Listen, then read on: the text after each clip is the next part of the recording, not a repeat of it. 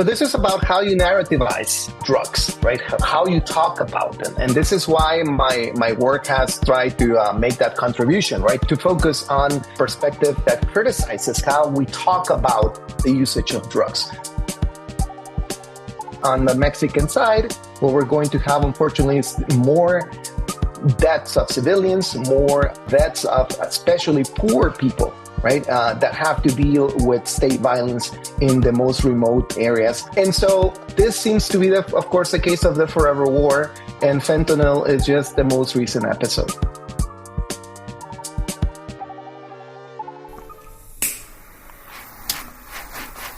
You're listening to Narcotica, a podcast giving you the straight dope about drugs and the people who use them.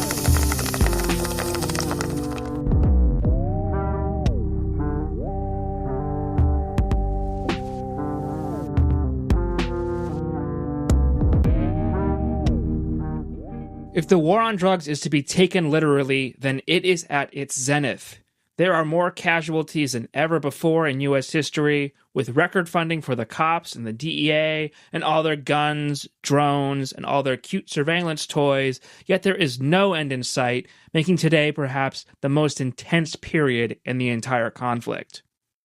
But, of course, as we've repeatedly acknowledged on this show, it is misleading to call it a war on drugs when its victims are overwhelmingly people. Mainstream narratives nonetheless exist solely to perpetuate the idea that this is a war that can be won despite all evidence to the contrary. If you only get your international drug policy history from Netflix, you might think that the drug traffickers in Mexico are a smart, coordinated system of violent sociopaths that control the government. They are cartels. Therefore, they have leadership and hierarchies and tangible targets that can be taken out just like in a Call of Duty game. This rhetoric has driven us to where we are today, with talks of labeling fentanyl a weapon of mass destruction, as ludicrous a label anyone could generate for such a thing, and serious conversation by right-wing lunatics who are suggesting invading Mexico to assassinate every drug cartel member. Because that will work so well, just like every other U.S. intervention over the last 50 to 100 fucking years. It's a pivotal time in drug policy in North America. All the progress we've made seems ready to unravel, with perhaps the exception of cannabis legalization and some psychedelic reforms. Harm reduction and safe supply is heavily under attack in Canada. Policies like drug decriminalization in Oregon were starved of funding as if they were designed to fail, and now we have all this talk about making things even worse by intensifying the violence south of the border. Not that it was ever exactly peaceful. I'm Troy Farah, and you're listening to Narcotica. Our guest today is journalist Oswaldo Zavala, a professor of Latin American literature and culture, and author of the book Los Carteles no existen, Drug Cartels Do Not Exist. But first, I want to tell you a little bit about this show. We're aware we haven't put out many episodes in 2023, but Narcotica is not dead, and we have no intention of retiring this important program. Like NPR and other podcasts, we are an independent, listener-supported program, and we couldn't do this without you. That sounds like hyperbole, that sounds like something every podcast says, but it's 100% true, and we are deeply grateful for all of you. If you want to join a few dozen other people who help keep us on the air, we have a Patreon precisely for that at patreon.com/narcotica. We also have a store at narcocast.myshopify.com with mugs and t-shirts and cool stuff like that. All this and more information at narcocast.com. That's all the boring stuff. Thanks for listening. Now on to the show. Once again, our guest is Oswaldo Zavala, a professor of Latin American literature and culture and author of the book Los Carteles no existen, Drug Cartels Do Not Exist. Oswaldo, welcome to the show. Well, thank you so much for the invitation. Happy to be here. I guess to start, let's unpack this idea that the cartels don't exist, because I think it can be a bit shocking to people who are used to hearing a singular narrative about the drug war, that there are these big evil gangs that want to destroy America, and that they're very organized and devious. But what's the reality here from your perspective? And if we don't call them cartels, what do we call them? Well, I am aware, of course, that the title of the book is a bit of a provocation. But in reality, what I'm trying to underline with my claim that drug cartels do not exist is that historically there's been a discursive nexus between the concept of a cartel and the experience of violence in Mexico. And this nexus, from my point of view, has created a standardized answer that makes a false narrative that links the experience of homicides and narco, right? And the activity of the narco in Mexico.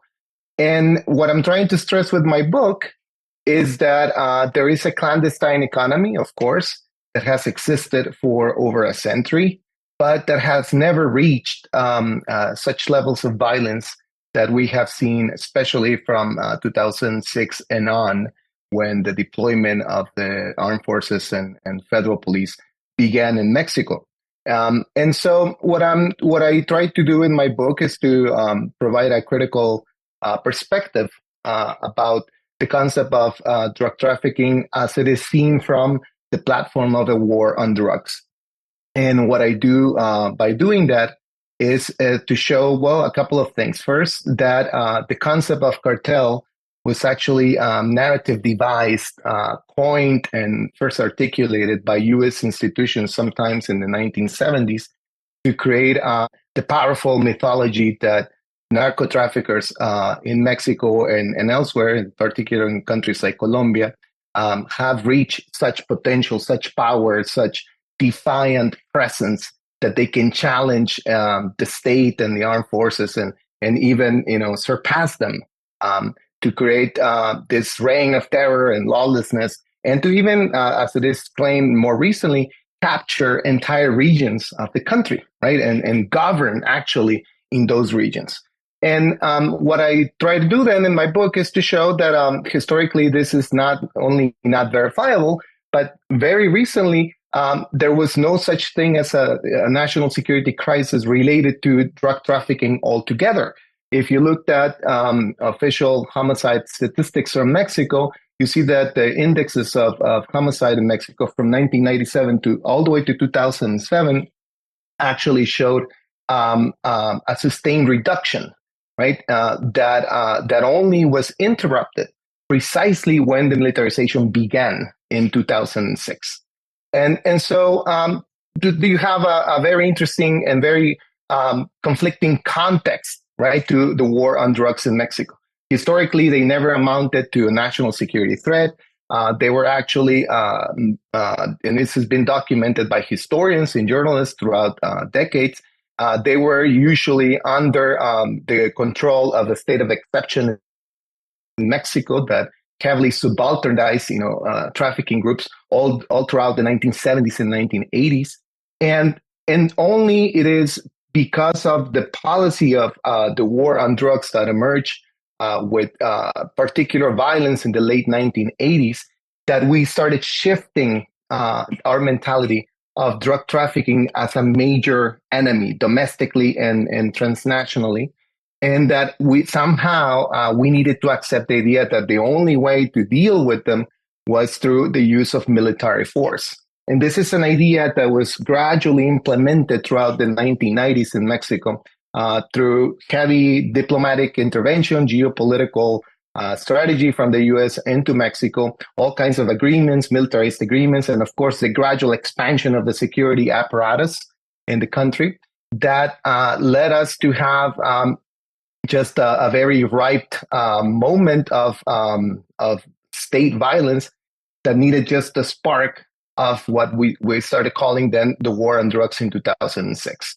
And so when I say drug cartels do not exist, I do not mean to say, of course, that violence is not real, right? Or that drug trafficking is not a relevant problem for contemporary society. What instead I argue is to look at the longer history of drug trafficking as it is labeled as by the U.S. as a national security threat, and that pushed countries like Mexico and Colombia into this murderous military policy that we have now seen with enough historical distance is correlated to the rise in homicide across the country, right? Simultaneously with the military deployment from 2006 and on, right? And so what I'm trying to show then is that we've been basically telling ourselves the wrong story, and this story, of course, has been instigated by U.S. institutions, and that has permeated in most cultural productions in the U.S. and Mexico. and that unfortunately has been validated and legitimized by most mainstream media, right? And this is why it's so difficult to get away from, the insistent topic of talking about drug cartels as the generators of violence, instead of perhaps shifting that focus into the violent, murderous anti-drug policy that has been backed by the U.S. and pushed all over the country. Not only at the federal level but also at the state and municipal level, and that has brought chaos and destruction, mostly. And this is my final point here, against the most vulnerable sectors of the population in Mexico. We now know, and in these years of military violence, that the average victim of the so-called war on drugs tends to be young, brown, poor men, right? Usually from between the ages of 17 to 25 years of age, right?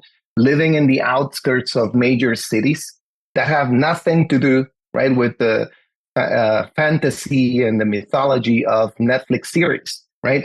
So what we are seeing then, this is what, other colleagues, and I believe that you have one of my friends in your show before, journalist and sociologist Don Paley, has argued is a war against the people, right? This is really a war against poor people, right? And there's a group of academics and journalists that I believe agree with this statement, that have made more than once this analysis, and I think it's time that we are heard, that at some point we interrupt this very dangerous discourse that keeps dehumanizing people across the southern border, and that keeps instigating this homicidal militarist rationale.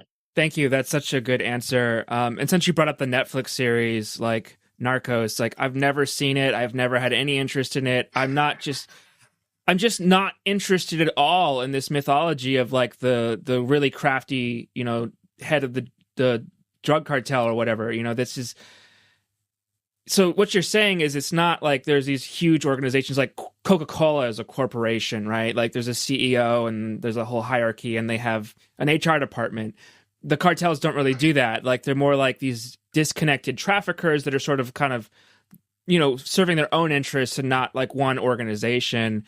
And really what is driving a lot of the violence that we see, of course, you're not denying that, is these corrupt state leaders, these corrupt police and military officials that are like turning a blind eye to some of this stuff. Is that right? Like, how does the state and the police in Mexico really fit into this situation? Well, I'm not going to rush to quickly just blame the Mexican state altogether, right? I think this is governmentality that has gradually become more and more violent. And this is a complex issue because it hasn't been the same, of course, throughout the decades. So between the 1970s and the 1980s, what you had was the U.S. Gradually pushing Mexico into a more active military campaign for the eradication of poppy and marijuana plantations, right? And this is what was known back in 1975 as Operation Condor, right? Operation Condor, of course, should not be confused with the South America regime change that the CIA pushed in places like, Chile or Argentina. But rather in Mexico in 1975, the U.S. Basically pushed or almost blackmailed the Mexican government into using herbicides, very toxic chemicals like paraquat, right, to defoliate, right, to annihilate, all the plantation of poppy and marijuana in the northwest of Mexico, in the region called the Golden Triangle. Again, taking from the military language that the U.S. uses in places like Asia, right, where the triangle idea of that gives you some sort of hostility to the region, right? When in reality, this poor region, the mountains of Chihuahua, Sonora, and Durango, the states in the northwest, was mainly composed of peasants, farmers, right? People leading very humble lives and actually striving to survive. And what happened in 1975 was basically a military raid that damaged social tissue there, and that ended up causing a major forced displacement of thousands of people, from those mountains into the cities like Culiacan and Mazatlan, the cities, or even in the state of Chihuahua, the city of Chihuahua itself. And what you have then with this military activity was basically the same pattern that we have seen so far in the war on drugs. Military force excessively used against the poor, right? And that hasn't really changed. What has changed is the gravity and the reach of this military presence, of course. And of course, there's major corruption and violence perpetrated by the armed forces. But what has perhaps not been really discussed consistently when we talk about the war on drugs and state corruption in Mexico is that this is happening by primarily the instigation, the leadership, the extortion, the blackmailing of the U.S. in Mexico, right? You have billions of dollars invested into pushing Mexico into this radical militarization. And this is consistently being done, by the way, by both the Democratic and the Republican parties, right? What is called the Merida Initiative, an aid package that was signed in 2006. In 2006, I think is the first Merida Initiative package, or 2007, maybe it's January 2007, between then President Bush and President Calderon. Form basically, an expenditure of around $3 billion to use in the training and arming the Mexican forces, modeled after the Colombia experiment, right? The Colombia plan, right? Which was, by the way, even more expensive, about $8 billion invested into training and bringing equipment to armed forces in Colombia to supposedly fight the drug cartels.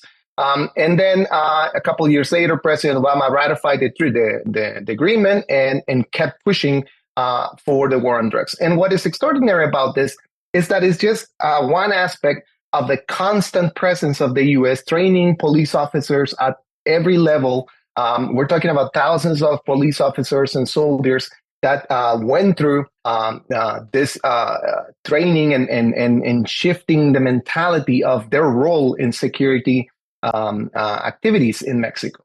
And so what you have now, especially from 2006, but continuously from then, is that we as a society and our armed forces patrolling the cities, accepting the idea that the trafficker is an enemy that has to be eradicated, that has to be killed, that is a very dangerous enemy that it's basically at the gates of our major cities, and that if we do not do something, it's going to come and subvert social order. and so I want to reduce the question of state violence as just a mere culture of corruption and I guess the weakening of the rule of law, but rather as the direct delivered result of a mentality that has continuously been instigated and pushed by the global north into the global south, and that has permeated in all aspects of our security discourse, right? Is not only used to talk about drug trafficking in a dehumanized way, it is also being used to talk about migration in a dehumanized way. And this is why I keep insisting throughout my work. In my previous book, I do the same. I wrote what I call an intellectual history of drug trafficking in Mexico, is that the national security discourse that sustains this violent narrative that dehumanizes traffickers is also being used in many other aspects of just the general national security platform and agenda that the U.S. drives in places like Mexico and Colombia. And this is why now that we have a leftist president who supposedly came to end the war on drugs, we see two things: the war on drugs continuing, right? The rise of the military, expanding. But now we have a war against migrants, right? We have become the virtual wall that Donald Trump dreamt of, right? But now, we are acting on it all throughout the national territory, right? And so what is really extraordinary then is that this is not just, again, reduced to, the failure of the Mexican state, but actually to the very success of the security state, right? And to not the weakening of the Mexican state, but to the strengthening of the national security Mexican state, right? With the help, the backing, the political explicit support of presidents like George Bush, Obama, and Biden, right? I mean, I don't know if you remember, there was a point when President Obama saluted President Calderon as a hero, right? And applauded the crimes against humanity that the Mexican military was then committing, right? And so it's extraordinary to see this continuity between this national security agenda and militarism from the U.S.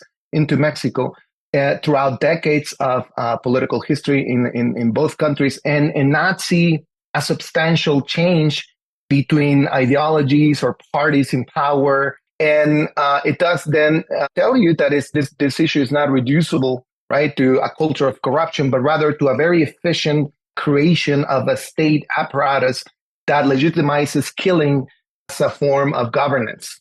Yeah, thank you for that, because I think that what you're getting at the core of it is the way we talk about this conflict, and like the very words we use, like cartel, have a way of like building up these enemies that don't exist, and then it facilitates the entire war machine. It is very hard to fight against too, because this is drilled into us it's so in our culture, like Scarface is such a, an American discourse on the drug war can be incredibly scary right now, which is of course by design. For example, there's this idea that we should label fentanyl a weapon of mass destruction, and on the surface this idea makes like zero sense. It's trivializing some very real issues in the war on terror, but I understand, if certain people have zero frame of reference for what drug use is like or why people use drugs, it does appear like there's this chemical that's being pushed across the border and it's killing mass amounts of people.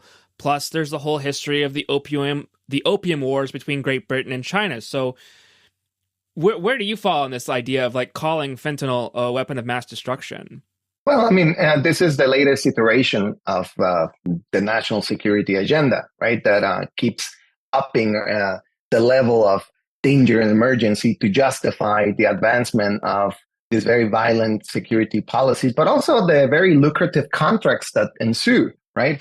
I mean, if you look at, for example, how between 2008 and 2020, the U.S. government issued over 100,000 contracts, right, to securitize CBP, and ICE, right, amounting, and this is official data, right, amounting to about $55 billion, right, and how the industry of security, right, is now deeply embedded with U.S. governance, right, with decision making, with financial ties, right, as my friend Todd Miller has shown, right, in his own investigative work.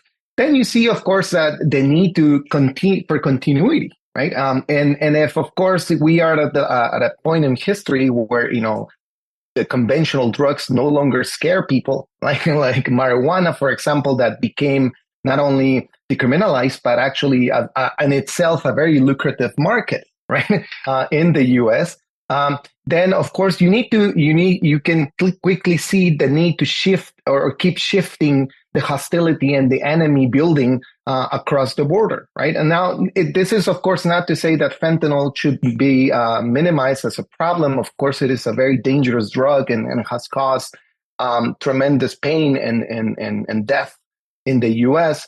But of course, if we see how this crisis first began, with legal pharmaceutical products, being peddled across the U.S.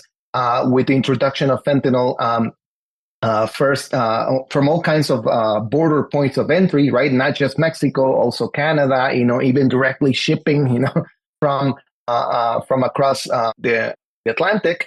Then, of course, you can see how the narrative of pinpointing this problem now on Mexico and China serves geopolitical strategy and not the reality of the crisis itself, right? I think in the end, fentanyl is just one of the many excuses for the continuity of the military-industrial complex, for the geopolitics being played in particular from the right wing in the U.S. into Mexico. But that unfortunately was not going to stop there, right? I mean, at some point, when this crisis somehow finds a way to be normalized in public discourse, there will be another one, right? And there will be different ways to address this. The hope that many politicians pushing for the national security agenda in Mexico, conflating narcos and terrorists, finally crystallizes, it's going to take us into different types of drugs and activities, right? I mean, not long ago in Mexico, there was, I think this was something that happened last year, if I'm not mistaken, coordinated terrorist, what it looked like a terrorist attack, right, from different groups of traffickers in different states in Mexico. And we were quickly to react in Mexico, from journalists to talking heads, experts in security, to label this as terrorism, right? And so this is unfortunately something that has also permeated the minds of journalists and people following closely these events in Mexico. And this is a dangerous road, of course, because designating traffickers as national security threats, because now they're linked supposedly to terrorist activities, opens the door, of course, to a major U.S. intervention, right? And of course, this may imply, drone attacks, or even more, the upping or the increasing the surge of military presence especially in the northern region. And this will come to two effects, of course, more spending, of course, more business making deals, right, with companies to sell weapons, to securitize the border. You have all kinds of notorious companies that make extraordinary gains in this, Elbit Systems, Northrop Grumman, all these very important companies, selling smart towers and all kinds of devices. We'll have a very happy day, when that finally happens. But then on the Mexican side, what we're going to have, unfortunately, is more deaths of civilians, more deaths of especially poor people, right, that have to deal with state violence in the most remote areas. And so this seems to be, of course, the case of the forever war. And fentanyl is just the most recent episode. Yeah, absolutely. Thank you for underlining that, because it's so clear that this is just part of the war machine. I don't think it's a coincidence that the war in Afghanistan ended, and then about 6 months later, the war in Ukraine started. And now we have this whole thing going on with Israel. And it's, Biden will announce $50 billion here, $50 billion there. And that money is not going directly to Ukraine. We're giving them our old equipment, and then that money is going to the military contractors, and it's just enriching the military-industrial complex. And I don't think people really see that connection. And then, of course, then people are like, well, you don't support Ukraine or something like that. It becomes this argument you can't defend because they set it up in a way. And that's why we're even talking about this and being the cartels don't exist. And we have to talk about the systems that we put in place that cause all this violence in Mexico, not the drugs. It's not the point. If fentanyl didn't exist, it'd be a different chemical that we were going to war against. Right. So this is about how you narrativize drugs, right? How you talk about them. And this is why my work has tried to make that contribution, right? To make focus on a perspective that criticizes how we talk about the usage of drugs, right? Up until the mid-1980s, there was not a single politician in Mexico that would even think that drugs were some form of crisis or threat to civil governance, right? And this was not because they were trying to turn a blind eye to the rise of cartels, or because they were corrupted and they were protecting the traffickers. It's because in reality, traffickers were just one of the many clandestine actors in the illicit economy of Mexico, right? And they were so heavily under the control of the security state in Mexico that, they did their bidding throughout decades, right?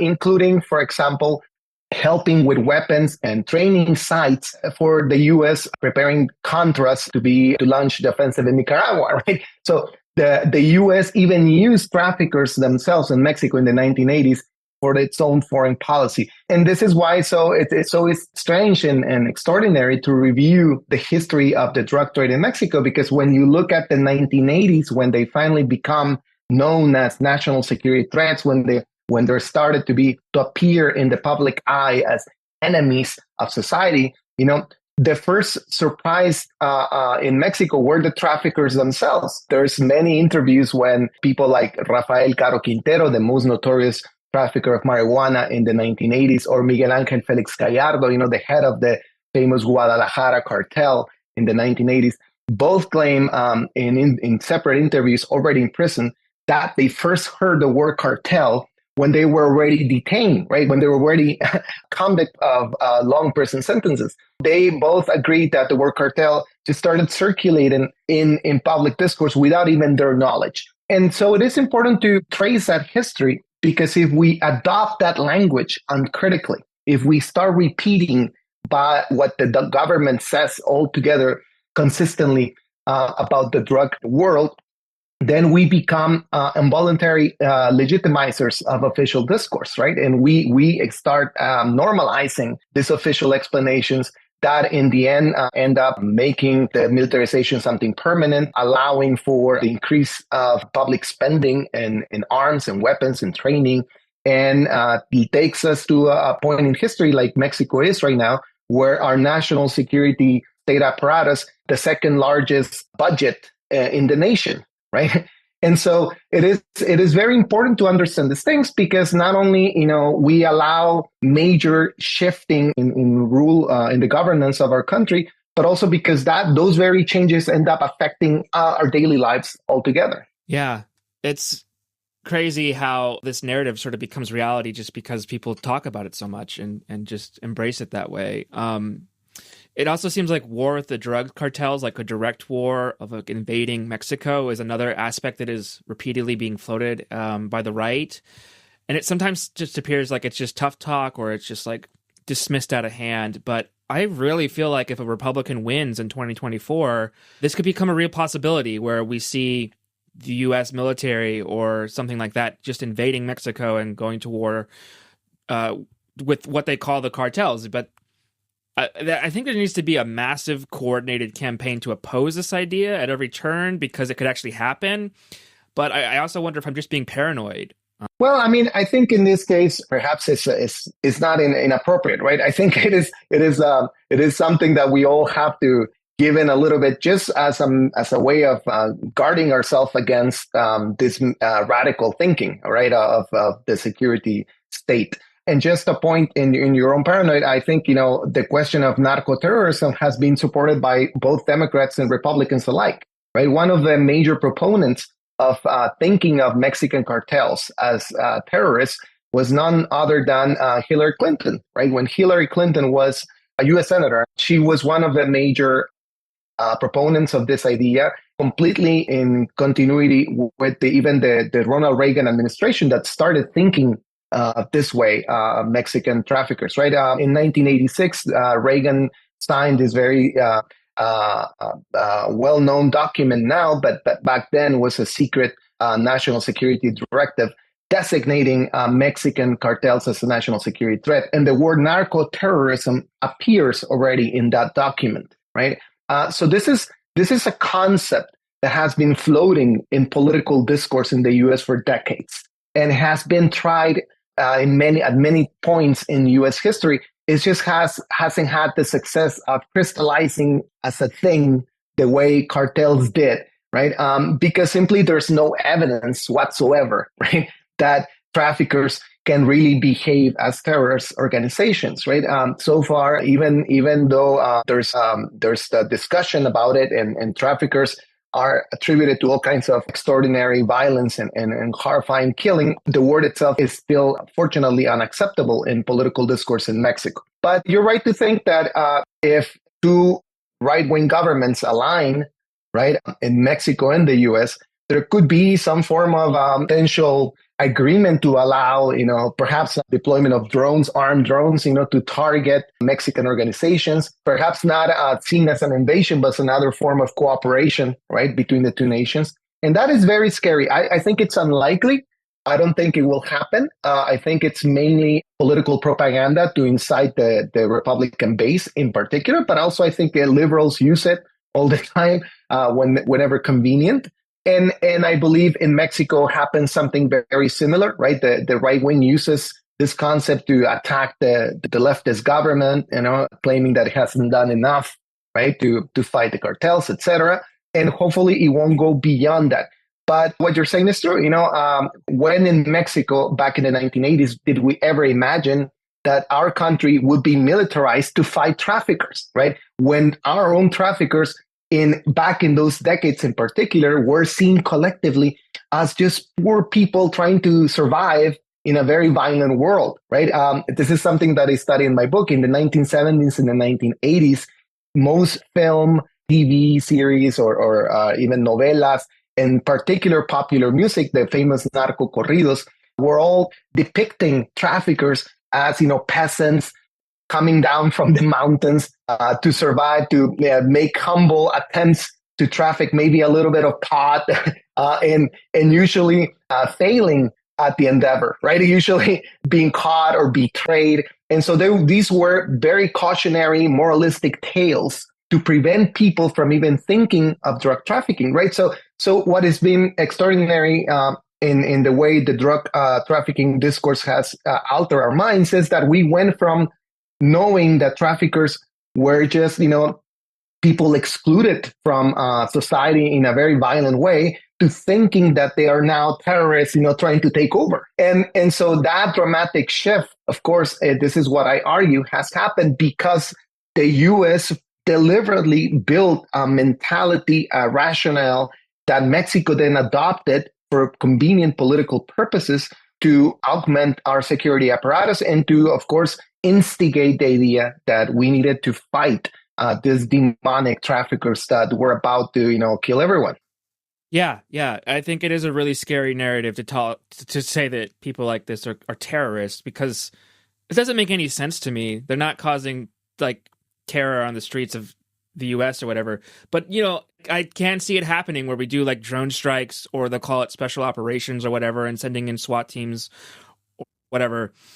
But you and I both know that is going to overwhelmingly target civilians. And war on drugs already does that, right? The war on drugs already targets, we have over 500,000 killings in Mexico from 2006 and on, when this militarization began, and over 100,000 forced disappearances, right? And the vast majority of them have been, again, poor young brown men, right? And so this is unfortunately already happening. It just happens in a way that we're not too entirely aware of it because we keep narrating it as drug traffickers killing themselves, right? As drugs instigating a war between organizations, right? When we know that, drugs even have very little to do with this, right? The markets of drugs in the US, cocaine in particular is not affected. Heroin has declined as a drug of choice, right? I mean, people harvesting poppy in Mexico are suffering, because the prices have dropped so substantially that they don't even compete. We know now that synthetic drugs, of course, are on the rise. And so there's very little to do, right, with drug activity in Mexico. And we know now that instead, what this violence has created is just pockets of misery and destruction for poor people without really having any dent in drug organizations across the planet. That's the other thing, is if it actually had a dent, maybe this narrative would actually be useful, but it's you never see that. I kind of want to talk about how markets are shifting. We talked a little bit about how cannabis is legal in the US in certain parts.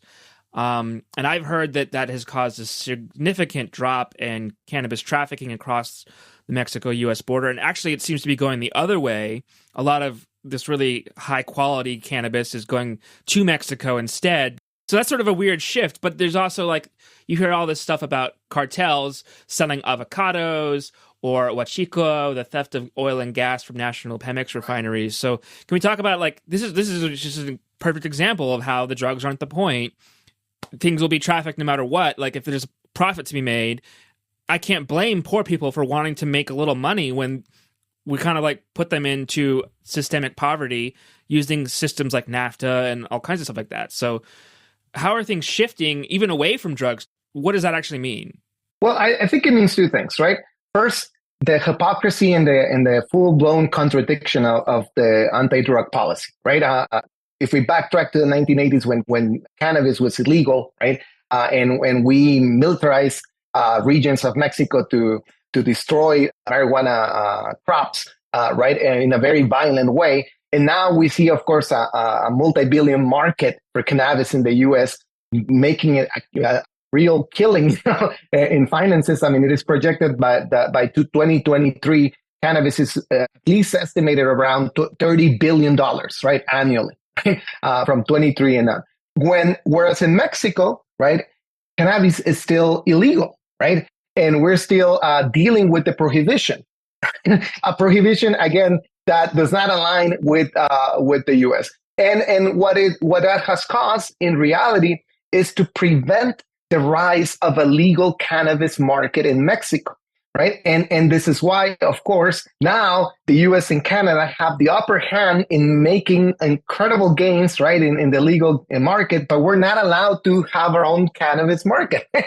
and this is something that has been actively perpetrated by our own Mexican government, right? And so what we have then is now at two levels, right? First, the Mexican government, harassing poor peasants, throughout history in the 70s and the 80s in particular, in the fight against cannabis. And now, harassing producers of cannabis that want to join the legal markets in the U.S. and in Canada, and they can and they won't be allowed because they are not going to be allowed to compete, right, with a very lucrative business. Now, when it comes to the diversification or the so-called diversification of cartels in Mexico, well, this is, again, has been one of the major narrative points of the DEA, right? The idea that cartels diversify, that they're very complex, that they have, very large portfolios, and that somehow, they adapt to the world economy is one of the major fantasies peddled by the DEA and just altogether the war on drugs platform, right? In the 1990s, it was said, that, they were moving to crystals, to all kinds of other things, and that pot and cocaine were not just the only things that, that were going to facilitate the rise of the very lucrative business, that they were using, payment in actual drugs, to help drug organizations in Mexico and to rise the power, and the reach of these organizations precisely because they were so versatile. But now, what you look at with this idea of diversification is even more extreme, right? Like you're mentioning, we are now crediting cartels with the contraband of avocado, with oil theft, with human smuggling. Basically, cartel has become an empty signifier, as we say in political theory, right? A word that has no fixed meaning or content that can keep being resignified in accordance to whatever political point you want to make, right? But the reality is, right, and this is a reality that can be verified through journalism, that cartel is the word cartel really is a standby excuse to hide all kinds of power relations in clandestine economies. When it comes to oil theft, for example, one of the major reporters covering this issue, Ana Lilia Perez in Mexico, who wrote two important books on this topic itself, just the theft and contraband of oil and gasolines in Mexico, demonstrated that about 80% of oil theft happen at the refineries in the distribution centers of Pemex, right? The major oil company in Mexico. And it happened with the consent of the people working in the official state company, right? And that most of this oil theft, the volumes of gasoline and oil were actually being taken directly from the refineries into regions of Mexico and even abroad, exported illegally into the U.S. And so this idea that cartels, are poking holes into pipelines, to draw the gas is something that happens, of course, but it doesn't account for more than maybe 15-20% of the actual oil theft, right? And yet we tend to narrate traffickers as the main source for oil theft, right? As the main source for illegal extractivism. And this is something that I think it's rather ironic, precisely because, as other journalists and colleagues of mine have pointed out, there is a correlation between the militarization fighting the war on drugs and extractive industry projects happening in those very same regions, right? And with what you have in particular, for example, in states like Tamaulipas, where you have one of the largest shale gas reservoirs, right? You see that suddenly we're fighting the Zetas, incursion in around the Burgos Basin, right, in the state of Tamaulipas, and the only effect that this has is that the entire depopulation of regions of the state where there's rich land, right, in gas or other minerals, right, and so what you have then, and this is something again that has been investigated by journalists like Federico Mastrogiovanni in Mexico, or my colleague Guadalupe Correa, right, who wrote an entire book on the Zetas in Tamaulipas, is that, we often overlook that there is a very intimate relationship between the military deployment in different regions and the extractive industry and activities that are happening in those same places, right? This is true for not only Tamaulipas, but also Guerrero, the state of Chihuahua, even now the state of Sonora, where there's a lot of speculation going on with lithium reservoirs that have been found in that area. And suddenly you have two cartels popping out of nowhere, fighting a drug war. One of the cartels, by the way, that showed up in the state of Sonora is called the cartel of Caborca, I believe. The little town of Caborca is supposedly led by, or was supposedly led by Rafael Caro Quintero, a 70-year-old trafficker who was accused of killing Kiki Camarena in 1985 and who served a prison sentence of over 30 years and was released and then reapprehended, right? And what is really interesting is that he's given a few interviews, and when you see him on the television screen, this very aged man, basically saying, yes, I was a trafficker, I did these things, but can you please leave me alone? I'm done, I'm not doing anything. And yet I'm supposedly fighting another drug war in the state of Sonora. And so it's really extraordinary, right, to see how this machine doesn't stop, right? And it doesn't matter how many contradictions and how many other things are happening with the drug war militarization. You keep ignoring, right, the reality of the drug war, right? Yeah, absolutely. Thank you for that. Can you share your thoughts on Andres Manuel Lopez Obrador? AMLO, he's elected in 2018. Allegedly, he promised hugs and not bullets instead of... How do you think he's dealing with this whole situation? Well, it's a very difficult thing to assess entirely because, of course, this is a government that is still functions in the last year of the 6-year government period, right? And it has so far been, I think, very contradictory with some positive aspects, critical aspects on the war on drugs, and some very negative ones. I think if we look at the last 5 years, we're going to see a little bit of both. And perhaps in the end, there's some room for optimism.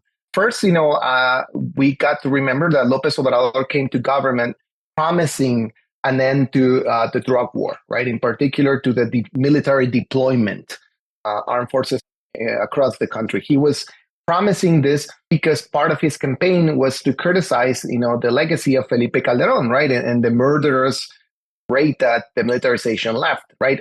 Before Calderón took office, let's remember this, right?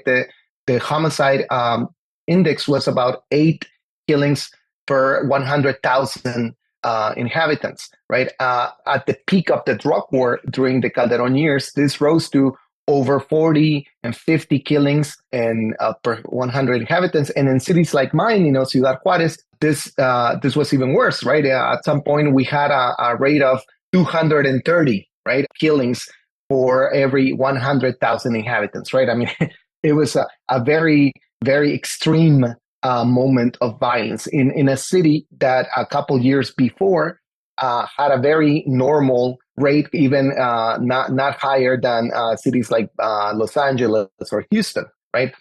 When 2007, there were about 300 killings in Ciudad Juárez. By 2010, we had over 3,000, right? And so what is very important then to remember is that uh, Andrés Manuel López Obrador came to office promising this, and he started some major changes to try to make good on this promise, right?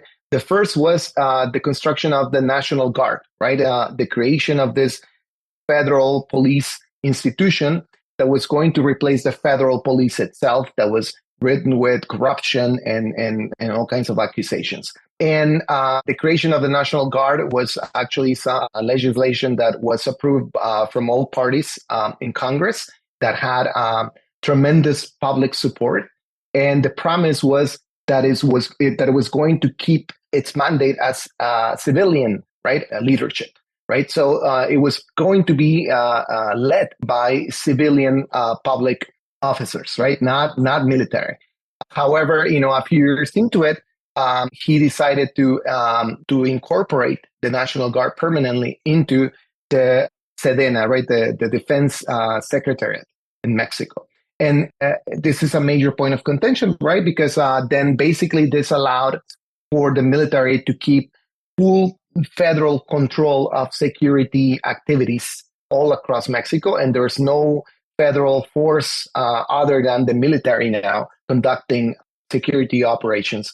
And this is, of course, very preoccupying for all of us, especially coming from this long history of military crimes committed during the war on drugs. However, it's also true, and this needs to be said, that under his presidency, the military has been used consistently to other activities that are not necessarily those of violent security operations, right? Now the military has been used to build the Tren Maya, right? The Mayan touristic train in the peninsula of Yucatan, right? The military was also used to create and build the new Mexico City airport, right? So a lot of the discussion has been that this presidency made use of the military as some form of real estate constructor, right? and it's something that has been still very controversial, but I believe there's some truth to it that in a way López Obrador has reapprehended the use of the military for more benign purposes, right? That is not necessarily just the deployment of a very heavily lethal killing machine. At the same time, he has given into other aspects of national security, the national security agenda, right? Like I mentioned before, the military now completely has taken over the northern and the southern border in Mexico. They also control all the custom points of entry in the country, maritime and inland and the mainland. They control the Mexico City airport. And by controlling, I mean they also profit from it, right? I mean, they also administrate all the profits from the Mexico City airport. So they have their own source of income in a way, right? And so it's a very dangerous route, right? In the sense that now they basically have taken over parts of civil governance that they were not prepared for or that historically did not occupy. And we are very concerned about that. In particular, if there's a moment of regime change when a more right-leaning president takes over, you have now a very greased, very potent, very powerful military machine occupying the territory, right? Now, it is true that there's been some positive results from this, right?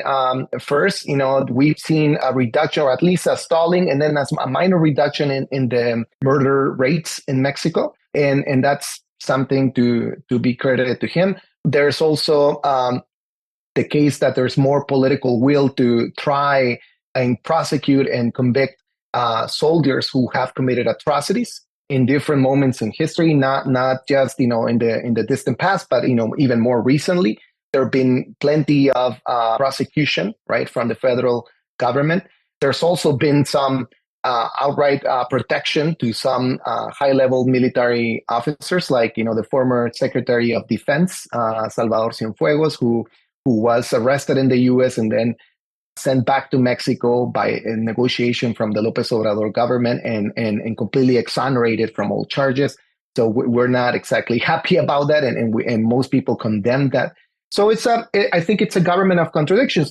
However, I must say that this is, of course, a very deliberate, strategic way of dealing with the armed forces, right? The same way the U.S. protects, its military officers when they commit crimes in different parts of the globe. This government's rationale has been to have some degree of functional relationship with its armed forces. Of course, as a civilian and as a journalist, we must condemn, these atrocities and this very obscure relationship between the civilian and the military forces in Mexico. But just to make a final point to that, there is a global context of militarism in which this is happening, right? I mean, if Mexico behaves this way towards its armed forces, it's in many ways because they have learned the playbook.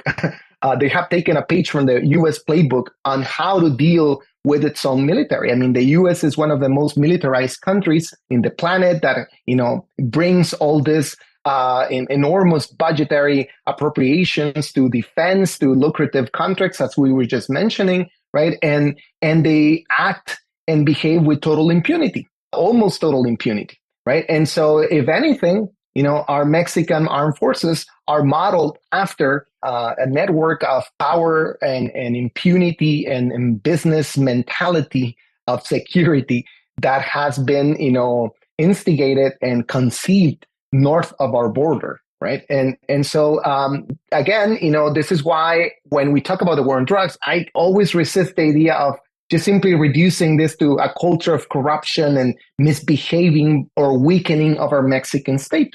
Quite to the contrary, right? This is a very powerful security state that has the backing of the U.S., right? That has had the historical support and financial, economic, and political assistance of the U.S. And if they behave this way, in many ways, it's because they learned from, the older and bigger brother, in the U.S. conducting all kinds of atrocities, right?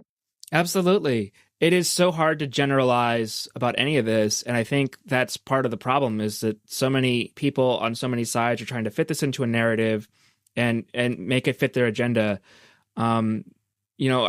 Just to go into another example, I hear often that Mexico can be very dangerous for journalists.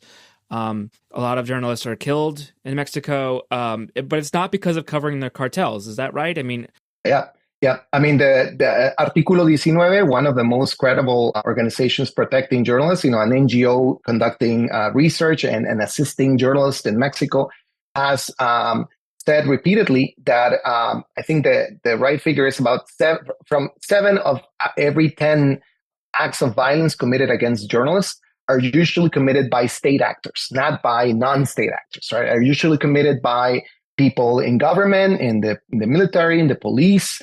And to this, I would add that not only traffickers are the least of their concerns, but also their employers, right? In Mexico, to be a journalist is to be in a very precarious business, right? That leaves you completely unsheltered and unprepared for all kinds of risks and dangers that entail covering newsworthy stories in distant regions, right? And it's very difficult to act when you have a very miserable salary, often not even a regular salary. You have to act as a stringer or a foreign correspondent in your own country with very little protections.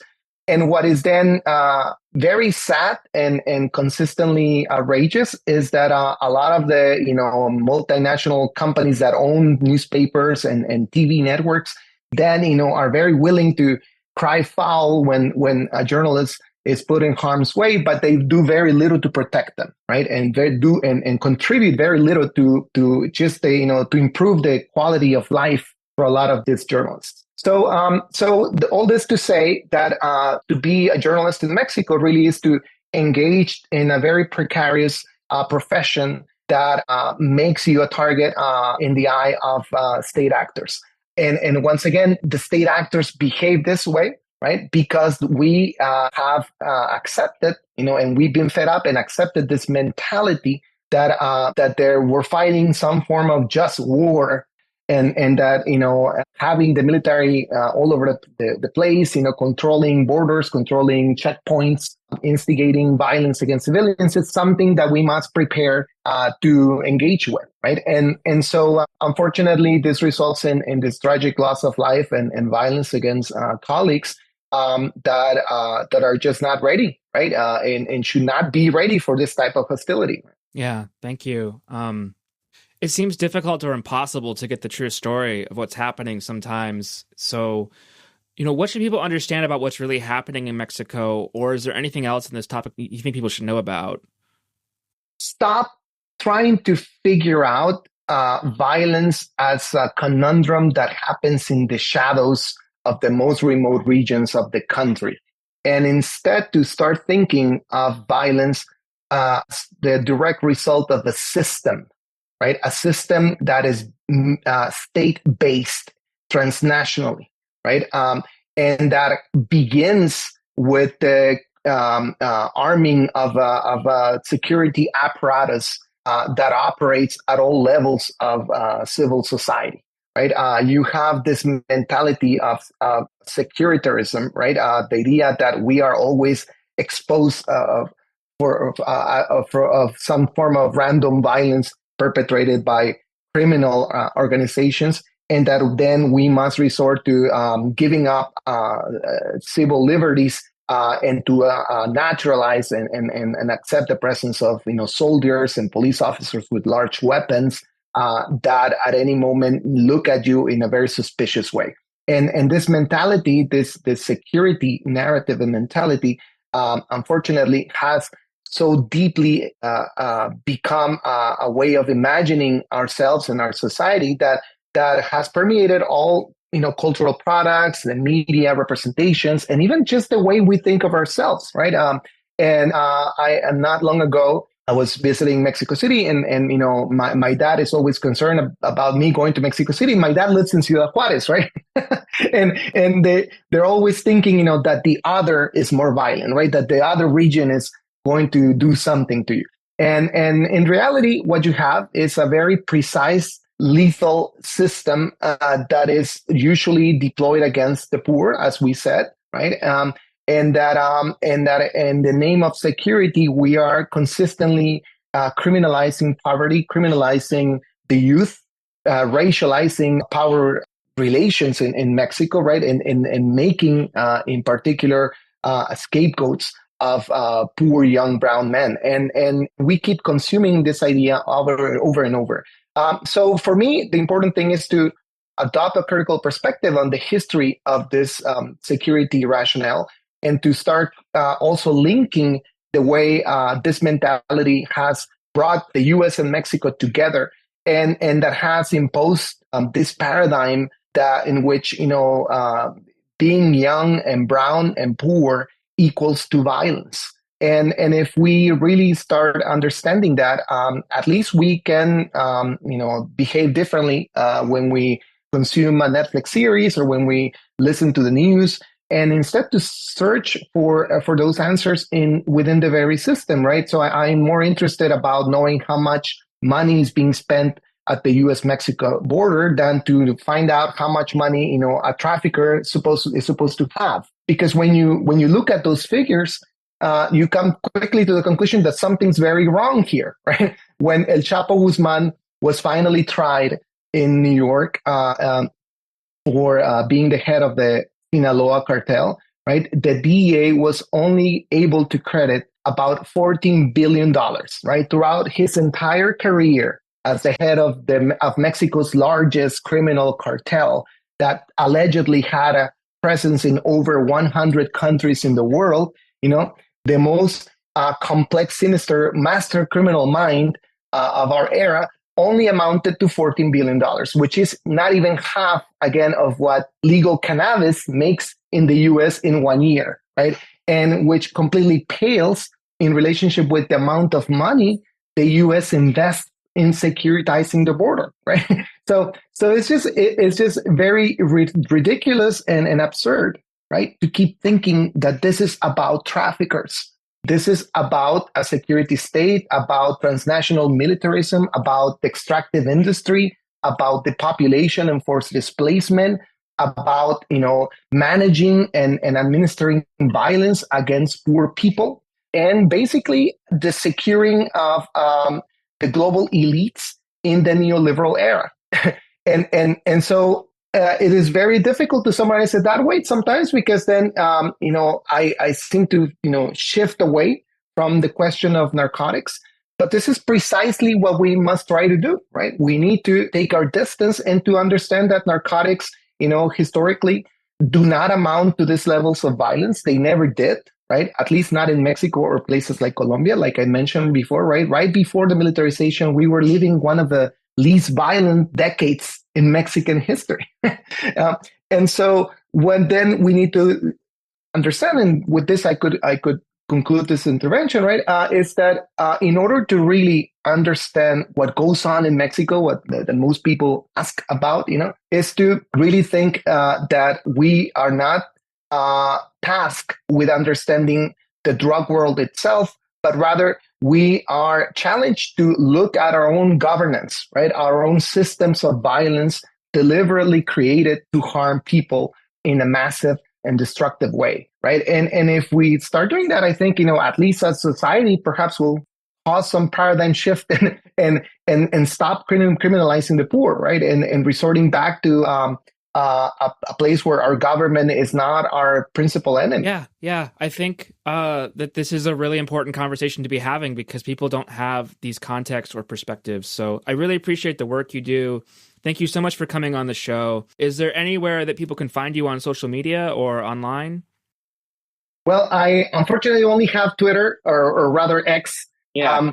And I don't have Instagram. I think I'm from a generation that refused social media. I was right in between when this thing started booming. I did open an X account because I, under the advice of friends in the publishing industry. So I am at Oswaldo _Zavala in X. I don't have Instagram or anything else. I have a Facebook page I rarely use, but I sometimes go into it and look at my friends there. But I'm also very much available, in my public email from the universities there. I work at the City University of New York, so anybody can just look up my email and shoot me an email if they're interested in engaging in conversation. Yeah, I understand. Like, Twitter sucks now, but also, people should check out your book, Drug Cartels Do Not Exist, Los Carteles No Existen. Thank you so much for coming on the show. It's been really great talking with you. Thank you so much for the invitation, and let's do this again soon. Thanks for listening to Narcotica, an independent production by Narco Media. Co-hosted and co-produced by Zachary Siegel, Troy Farah, Christopher Maraff, and Aaron Ferguson. I'm your co-producer, Aaron Ferguson. If you like the show, you can find out more at narcocast.com and support us by joining our Patreon. Just go to patreon.com/narcotica. We are excited to announce that a portion of the proceeds from the show will now go toward the Urban Survivors Union, which is the National Drug Users Union, a group of directly impacted advocates for drug user health in America.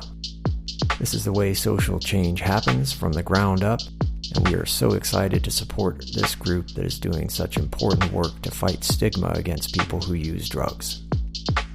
If you're a patron, you also get free stickers which are personally mailed to you. You can also request a shout out on the show.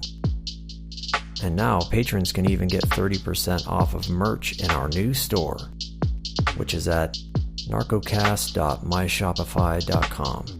We have t-shirts and coffee mugs, one that says "There are drugs in here," which is awesome. More stuff will be added soon. As always, we're so grateful to the folks that make this show possible. A little goes a long way, so thanks for making Narcotica happen.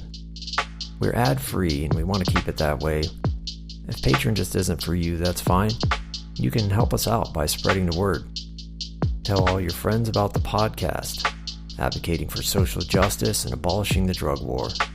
You can also rate us wherever you get your podcasts. Our theme music is by Glassboy, and Jenny Shea is the voice of Narcotica.